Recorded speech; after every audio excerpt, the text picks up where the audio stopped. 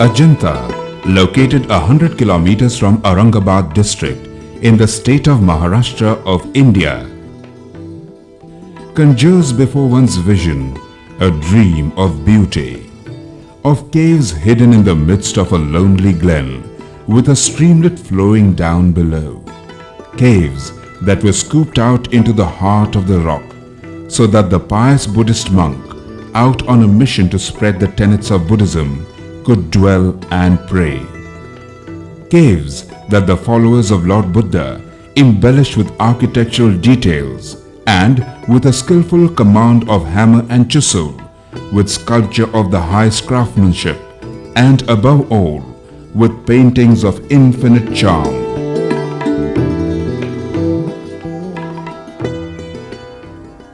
Of the 30 monuments at Ajanta, 4 caves, numbers 9, 10, 26 and 29, are sanctuaries or chaitya, containing a stupa at the center of the apses. The rest are monastic residences or viharas. The monks in ancient times were required to venture out to distant lands to preach the gospel of Lord Buddha. They were to keep traveling without a transit except in the rainy season, when they were to stay put at the viharas. Later, with the growth of cultural renaissance with the rule of the Guptas in India, and earlier during the reign of the Mauryan king Ashoka, there began architectural and sculptural activities in India. It was during the reign of the great Mauryan king Ashoka that the sculptural activities began in western India. At Ajanta, the paintings on the walls illustrate the events in the life of Prince Gautama Buddha, the founder of Buddhism, and the more popular Jataka stories pertaining to Buddha's previous incarnation. According to the older conceptions, the Buddha wrought many deeds of kindness and mercy in a long series of transmigration as a Bodhisattva before achieving his final birth as the sage of the Sakyas.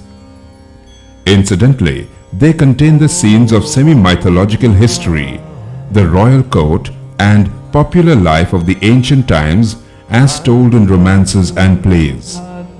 Some pictures recall the Greek and Roman compositions and proportions. Few resemble Chinese manners to some extent, but the majority belong to a phase which is purely Indian, as they are found nowhere else. These monuments were constructed during 2 different periods of time, separated by a long interval of 4 centuries. The older ones were the product of the last 2 centuries before Christ and belong to the Hinayana period of Buddhism. In the latter part of the 2nd century AD, when Buddhism was divided into 2 sections after the conduct of the 4th General Council under another great king, Kanishka. The new feature of Mahayana Buddhism was the concept of future Buddhas.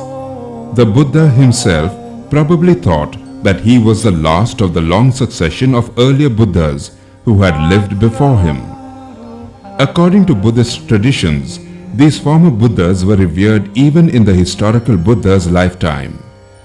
By the time of King Ashoka, their cult was widespread and was patronized by Ashoka. Later, when the stupas were constructed and beautified, the carvings were executed in a symbolic way. An inspired sculptor began to carve images of Buddha himself, and within the few generations, all the Buddhist sects took to worshipping images. The universe of great Mahayana contains numerous Bodhisattva, the chief of whom is Avalokiteshvara, with attributes of compassion. He is also called Padmapani or the lotus bearer. The Manjushri with a naked sword in one hand stimulates the understanding. The sterner Bodhisattva, who is a foe to sin and evil and bearing a thunderbolt in the hand, is Vajrapani. The future Buddha, Maitreya, will take birth to save the world. Why was there need to begin the plastic representation by way of sculptures and paintings? Was not the existence of the Brahmi script adequate enough to propagate Buddhism? No, because it was the foresight of the Buddha himself that ink would perish but not the rock. The Lord never involved himself in complexities of the philosophy. His teaching had simple ethical contents. He prescribed the rule of conduct in his eightfold path. Those who follow it were promised the cessation of the desires and freedom from the cycle of birth, death and sorrow. Though the teaching of the Four Noble Truths and the Eightfold Path was simple, yet it was not easy to communicate it in a gripping manner. Buddha himself once suggested to his disciple Ananda to set up memorial monuments such as stupas containing his relics and to erect it in places of his birth, enlightenment, first sermon and final demise, for he had seen people visiting these places during his lifetime. To the motivated monks, it was a mission to fulfill this desire of their master. They began a search for a retreat from the world. They came to Ajanta Valley, which was an ideal place for residence and meditation. An ancient Upanishadic seer once said, "The ideal place for the contemplation of the divine is a hidden cave protected from the wind, surroundings made favorable to mind by sound of water and not offensive to the eyes." The mountains of Ajanta had all this. Moreover, it was located on an important trade route that connected Pratishthan, an eastern capital of Satavahana kings. It was here he realized he could live, meditate and absorb the philosophy of Buddhism. The monks were joined by many, all masters in their own trade, painters, sculptors and carpenters. It was simply a meaningful lot, each one telling the story of man's cravings. They were masters of their kind, yet devotees to one, the Buddha.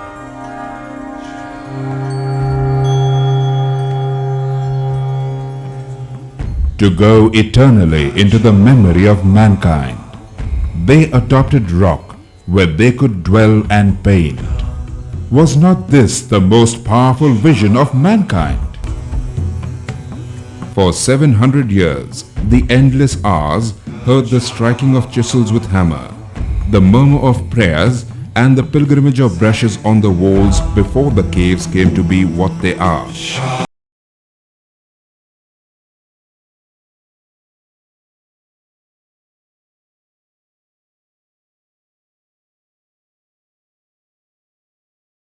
Each line and each color became a stroke of faith. He proceeded untiringly for centuries till it got absorbed. Behind all these achievements lay not only the impassioned zeal of the artist, but also the donations of the mercantile community and the unlimited support of Satavahana and Vakataka kings. With only 6 pigments in his hands, the Ajanta artist created the vocabulary of the entire color range, each speaking its own language and giving meaning to others. Though painted for religious purposes, the murals of Ajanta bear a secular rather than a religious message. Here we see a whole of ancient India in panorama. Here are the princes in their palaces, ladies in their harems, coolies with loads slung over their shoulders, beggars, peasants and ascetics, together with all the many beasts and flowers of India. India witnessed all-round development of art and architecture during the rule of the Gupta dynasty in 3 AD. The Vakataka kings, who were matrimonially related to the Gupta, ruled in the Vidarbha region between the 250 and 510 AD. The painted caves belonging to this phase are 1, 2, 16 and 17. The cave number 16 is probably the earliest one, as it contains an inscription recording its excavation by Varahadeva, minister of Vakataka king Harisena. To the same period are assigned caves 26 and 27. The rest of the caves, including painted caves 1 and 2, ascribed to the 6th and 7th century.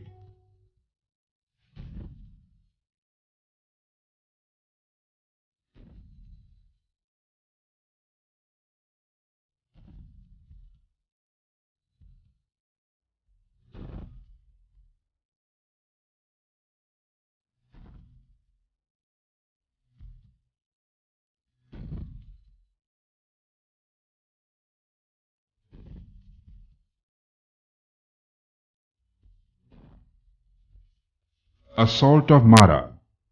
Siddhartha took a solemn vow that though his bones wasted away and his blood dried up, he would not leave his seat until the riddle of suffering was solved. After the lapse of 49 days, at first he was surrounded by hosts of gods and spirits awaiting the great moment of enlightenment. But they soon fled, for Mara, the spirit of the world and sensual pleasure, arrived to break the resolution. When the tricks did not work, the devil disguised as a messenger brought news that Gautama's cousin Devadatta revolted and seized power and put his son and father in prison. When Gautama was still unmoved, the demon attacked him with whirlwind, flood and earthquakes. But Gautama sat firm, cross-legged. The tempter called on Gautama to produce evidence of his godliness and benevolence. He touched the ground with his hand, and the earth itself thundered, "I am his witness." Mara now tried gentle means. He called his 3 beautiful daughters, Desire, Pleasure and Passion, who sang, danced and offered him universal empire. When everything turned futile, the demon gave up and left. Sibbi Jataka. In the hall of Cave 1 on the left side is painted the Sibbi Jataka. Once a pigeon was being chased by a hawk. The bewildered bird took refuge on the shoulder of the king of Sibbi, who was born as Bodhisattva. The hawk demanded that the Lord hand over the pigeon as it was his lawful prey. The great being, in order to redeem the distressed pigeon, cut an equal quantity of flesh of his own body and gave it to the hawk. The pigeon was set to freedom. Mahajanaka Jataka. Mahajanaka's father, the king of Mithila, was killed by his brother who usurped the throne. Mahajanaka sailed for Swarmabhumi with his merchandise, but was shipwrecked and brought back to Mithila by a goddess. There, he married the usurper's daughter Shivali and became king. Eventually, he decided to become a recluse. Here, Shivali tries to attract Mahajanaka to material pleasures, but the king is indifferent. The court jester on the left looks at the scene in perplexity. A show of dance and music has been arranged by Shivali in an attempt to keep Mahajanaka tied to worldly life. Mahajanaka goes out of his palace on an elephant to attend a saint's sermon.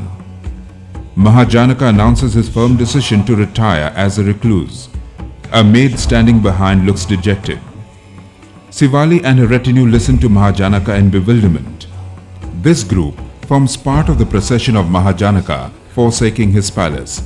Rows of geese are depicted on the garment worn by the lady in front, a fashion also referred to in contemporary literature.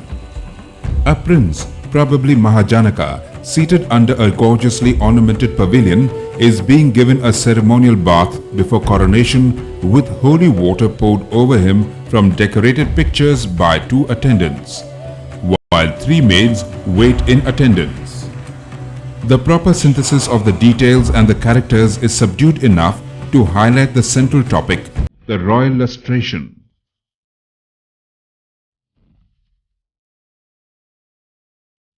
Shankapala Jataka.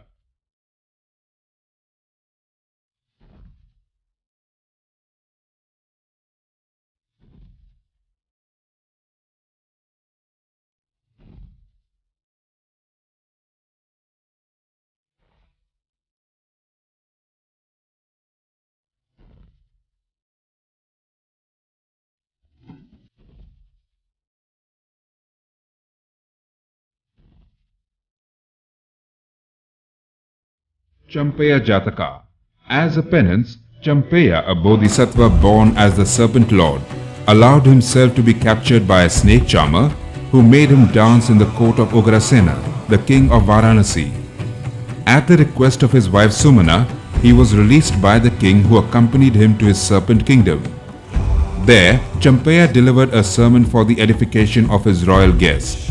On this plate, we see the serpent king seated in his palace in a repentant mood, for he has led a life of enjoyment and has thus strayed from the path of piety.